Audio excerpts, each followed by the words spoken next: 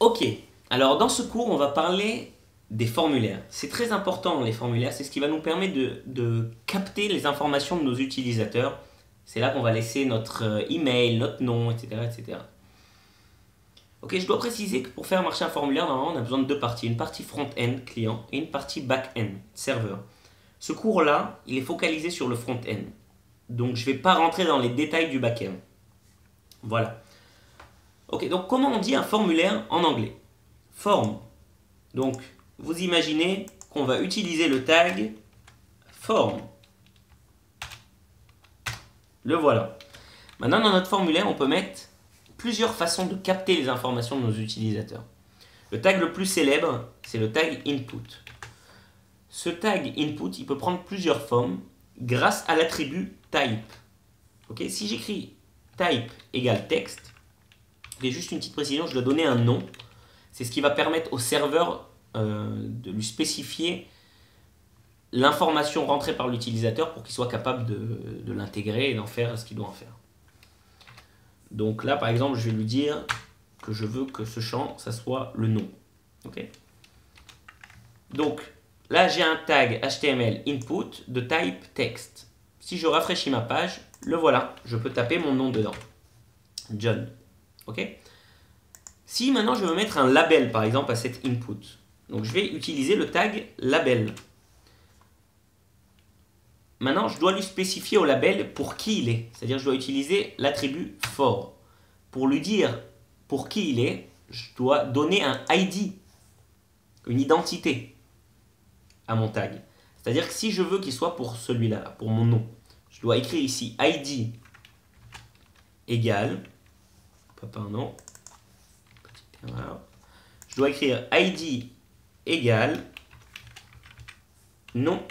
Et ici, je dois écrire for le nom. Ok? Et là, par exemple, je peux écrire nom, deux points. Et ça me permettra de faire ça. C'est-à-dire que j'aurai un label devant mon input. Ok?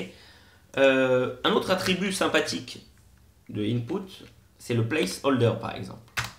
Placeholder, ça me permet de spécifier à l'utilisateur ce que j'attends de lui. Par exemple, ici, je vais écrire « Veuillez entrer votre nom ». Okay. Je rafraîchis et voilà, il y a écrit « Veuillez entrer votre nom ». De la même manière, je peux toujours continuer à écrire « John » et dès que je vais commencer à écrire du texte, le placeholder va s'effacer. Okay. Donc ça, c'est une des façons. Maintenant, imaginons que je veux écrire un texte beaucoup plus long. Par exemple, un message, une remarque. Donc, on va utiliser pour ça le tag text aria. Les attributs qui marchent avec ce tag sont par exemple colonne, calls, et row, les lignes. Okay, donc je peux mettre par exemple un tag qui fera 50 colonnes sur 20 lignes. Okay. Je rafraîchis ma page. On va enlever le précédent. Et le voilà. Mon texte aria, il fera 50 colonnes sur 20 lignes. Et ici, je peux mettre des textes très longs. Bon. Je vais vous donner juste un petit exemple pour que vous voyez.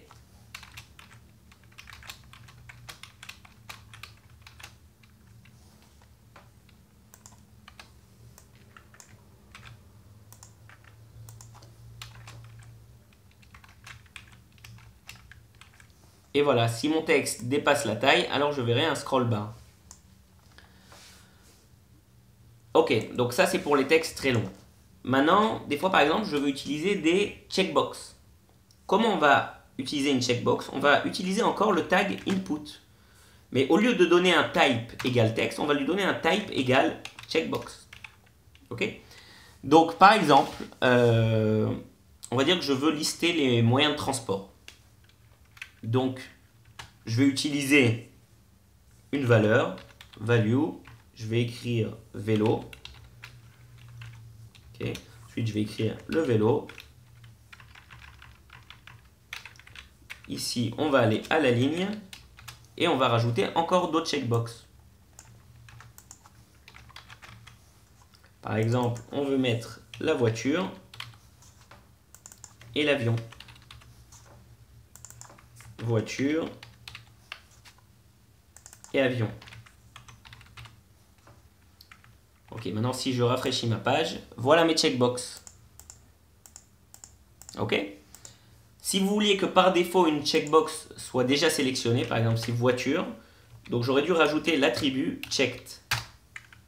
Et donc, si je rafraîchis ma page, voiture est déjà présélectionnée. Ok, donc ça c'est les checkbox. Maintenant, un autre tag, une autre façon de capter les informations de nos utilisateurs qui est très utilisée, c'est les radios. Radio, ça veut dire quoi? Ça veut dire que pour le même attribut, je veux donner des valeurs différentes. Par exemple, déjà on va l'utiliser type radio. Et là, par exemple, au lieu de vélo et voiture, on va utiliser ça. On va prendre l'exemple de monsieur ou madame. Voilà. On va enlever ça. Monsieur ou madame. Okay, des fois, vous s'adressez à quelqu'un, il aura une radio pour sélectionner si c'est un homme ou une femme. Ok, donc la particularité de radio, c'est que si je sélectionne un, j'ai oublié quelque chose, très important dans le radio, c'est que le name doit être en commun. C'est-à-dire quoi? C'est-à-dire que là, par exemple, cette name, je vais lui donner sexe, ok, pour savoir le sexe de la personne. Maintenant, mon deuxième radio aura également le nom sexe. Et là, quand je vais rafraîchir la page, du fait qu'ils aient le même nom, mais des valeurs différentes, quand j'en sélectionne un, ça désélectionne l'autre. Vous voyez? Ou je suis monsieur, ou je suis madame. Okay? De la même manière, comme pour les checkbox, si je veux un qui soit sélectionné par défaut, par exemple, je vais sélectionner monsieur, donc je vais écrire checked sur le monsieur. Alors attendez, je vous montre. Voilà. Je rafraîchis ma page et le monsieur est présélectionné par défaut. Ok, donc ça c'est pour les radios. Une autre façon de capter encore des informations de nos utilisateurs, c'est ce qu'on appelle les listes déroulantes. Donc comment on écrit une liste déroulante? Avec l'attribut select, dans lequel on va mettre des options. Ok, donc on va dire par exemple qu'on veut utiliser select sur les marques de voitures. Ok, on va appeler ça voiture. Ok. Option 1, on va lui donner une valeur. On va lui dire Peugeot. Peugeot. Ça, c'est ce qu'il y aura écrit sur la liste. On va en mettre quelques-uns en plus. Ok. Donc, Peugeot, Renault,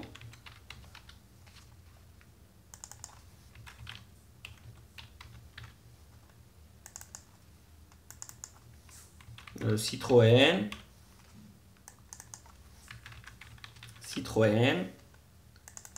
Mercedes,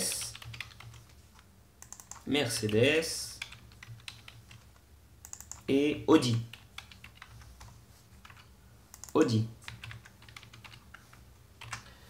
Voilà, je rafraîchis la page et voilà notre liste déroulante.